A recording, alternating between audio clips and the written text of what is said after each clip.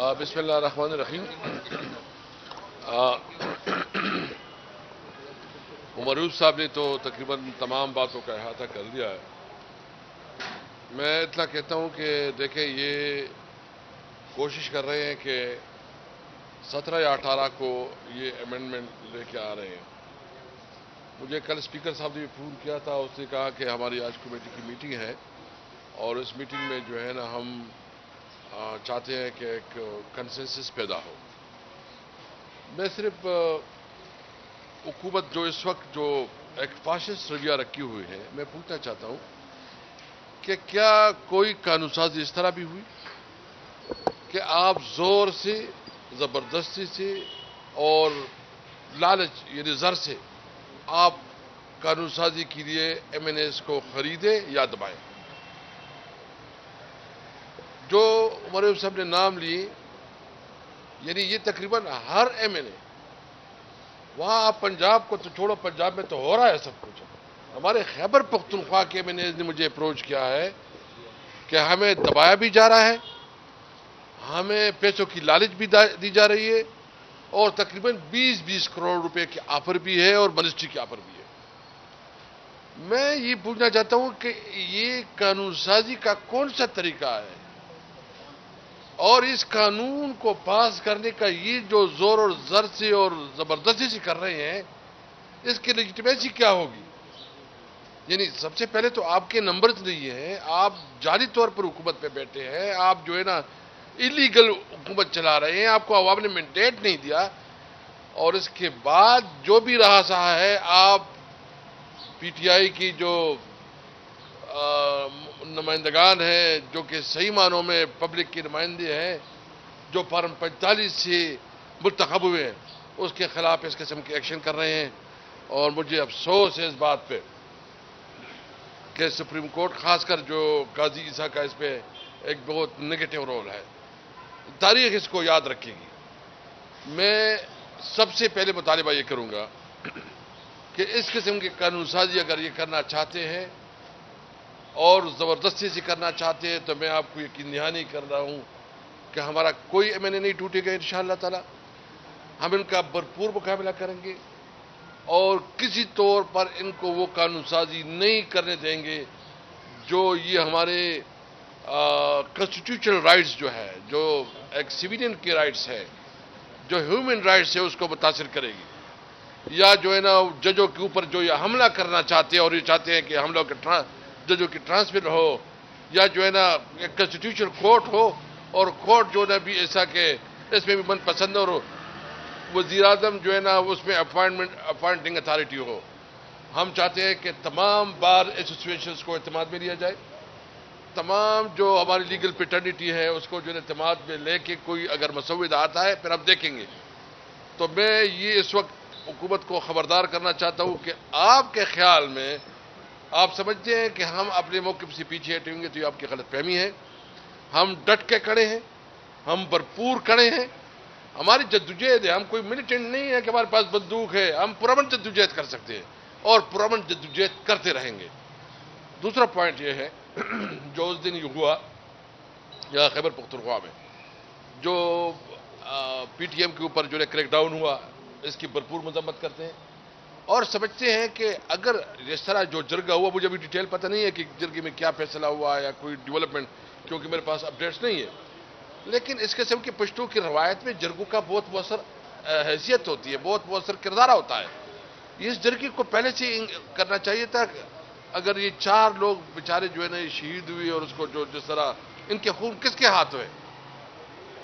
تو حکومت وفاقی حکومت سے ہمارا مطالبہ کہ آپ زور سے تمام بندوق سے معاملات نہ کریں, نیگوسیشن سے, بات چیت سے. آپ کو اندازہ نہیں ہے کہ آپ نے ہمارے صوبے کو کیا بنایا. ہمارے صوبے میں آپ نے 40-50 سال جو جنگ کی ایک بدبودار کردار ادا کیا, اس کی وجہ سے ہمارا صوبہ جو ہے نا معاشی طور پر تباہ برباد ہو گیا. ہمارا صوبہ میں اس وقت جو بم دھماکوں کی ایک بہت بو ابھی تک چل رہی ہے.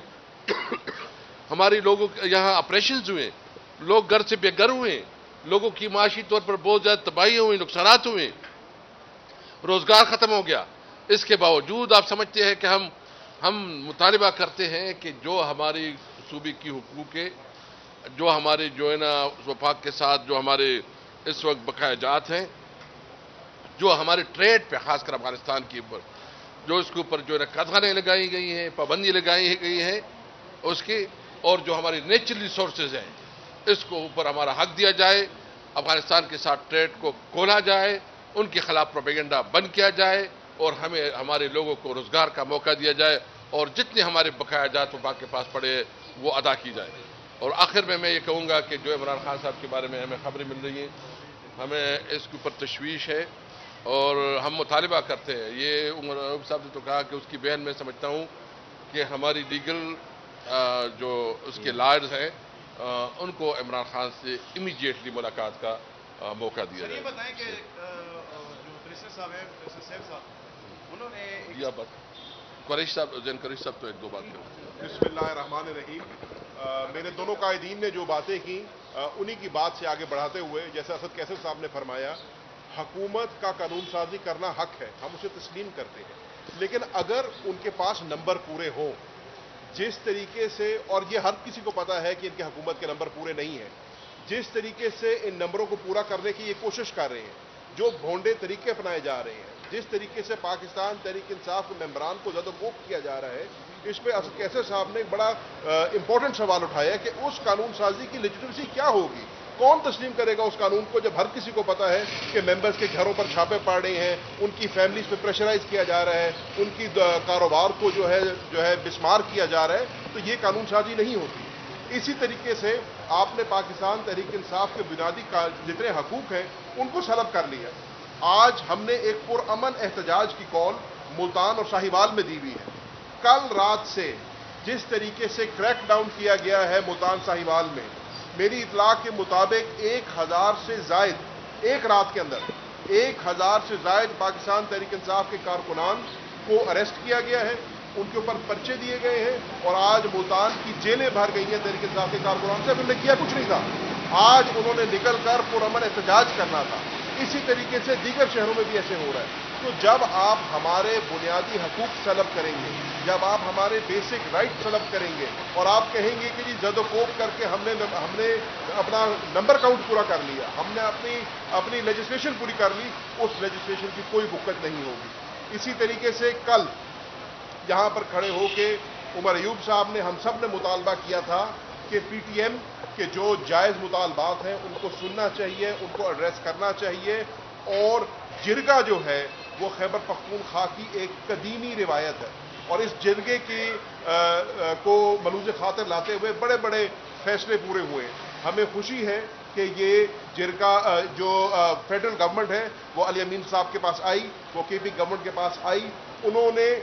ہوش کے ناخن لیے۔ ہم امید کر سکتے ہیں کہ آئندہ بھی اس قسم کی فیشسٹ حکومت کے جو ہتھ کنڈے ہیں یہ نہیں ہوں گے، تاکہ یہ ملک اور قوم جو ہے کسی بہتری کی طرف جا سکے۔ آخری بات یہ کہ عمران خان صاحب کا جو ہم نے مطالبہ کیا، پوری جماعت کا مطالبہ یہ ہے کہ ہمیں خدشہ ہے کہ عمران خان صاحب کو مس ٹریٹ کیا جا رہا ہے، ان کا کھانا ان کو نہیں دیا جا رہا، اور 6 تاریخ سے اب تک ان کو ان کے سیل سے باہر اگر نہیں نکلنے دیا تو یہ ان کے بھی بنیادی حقوق کی خلاف ورزی ہے۔ عمران خان صاحب کی فیملی کو، ان کی لیگل ٹیم کو، اور کیونکہ وہ پاکستان کی سب سے بڑی جماعت کے چیئرمین ہیں، قائد ہیں، ان کی جو پولیٹیکل ٹیم ہے ان کو ملنے کی اجازت دی جانی چاہیے۔ مخدوم صاحب کے بارے میں بتا دیں۔ میرے والد مخدوم شاہ محمود قریشی صاحب، مجھے اطلاع ملی کہ تھوڑی سی ان کی طبیعت ناساز تھی، ہم نے ریکویسٹ کی بھی ہے کورٹ کے ذریعے کہ ان کا پراپر میڈیکل چیک اپ ہونا چاہیے، ان کو ابھی تک میڈیکل چیک اپ نہیں مل رہا، تو ہمارا یہ بھی مطالبہ ہے کہ وہ پارٹی کے وائس چیئرمین ہیں، 70 سال کی عمر ہے ان کی، تو ان کے بھی یہ بنیادی حقوق میں شامل ہے، یہ جیل مینیول کے تحت ان کے حقوق میں شامل ہے کہ میڈیکل چیک اپ ہو تو ان کو ان کی میڈیکل سروسز بھی ملنی چاہیے۔ یہاں پہ میں ایک سیکنڈ، یہاں پہ میں پشاور ہائی کورٹ کا ہمیشہ انہوں نے حق اور سچ کا ساتھ دیا ہے، میں اپنے کولیگز کی طرف سے پوری خیبر پختونخوا اور جتنے لوگ ہیں ان کی طرف سے ہائی کورٹ کا شکر گزار ہوں کہ انہوں نے ہمیشہ حق اور سچ کا ساتھ دیا۔ سر یہ بتائیں کہ یہ پریسر صاحب نے ایک اسٹیٹمنٹ دی جو آپ کی سیاسی کمیٹی اور آپ کی پارٹی کے جو وہ ہے نظریہ اس کے خلاف دی ہے، اس کو آپ کس نظر سے دیکھیں؟ دوسرے یہ بتائیں آپ کا جو پارٹی نے احتجاج کے لیے کال 14 اکتوبر تک کی ہے، اس کے بعد کیا لائے موقع؟ دیکھیے اس کے بعد جو ہے نا پولیٹیکل کمیٹی جو ہے نا ٹائم ٹو ٹائم ڈیسائیڈ کرتی ہے، 14 تاریخ تو کر دیا ہے، پھر ہمارا اگلا عمل یہ ہو سکتا ہے شاید ہم پورے ملک میں احتجاج نکال دیں. بیرسٹر صاحب کے خلاف اپنی پارٹی کا اسٹیٹمنٹ آ چکا ہے، وہ ٹرمپ کرتا ہے ساری چیزیں. Thank you very much. ہمارا پارٹی کی اسٹیٹمنٹ کوئی آپ پالیسی تصور کریں. بہت شکریہ.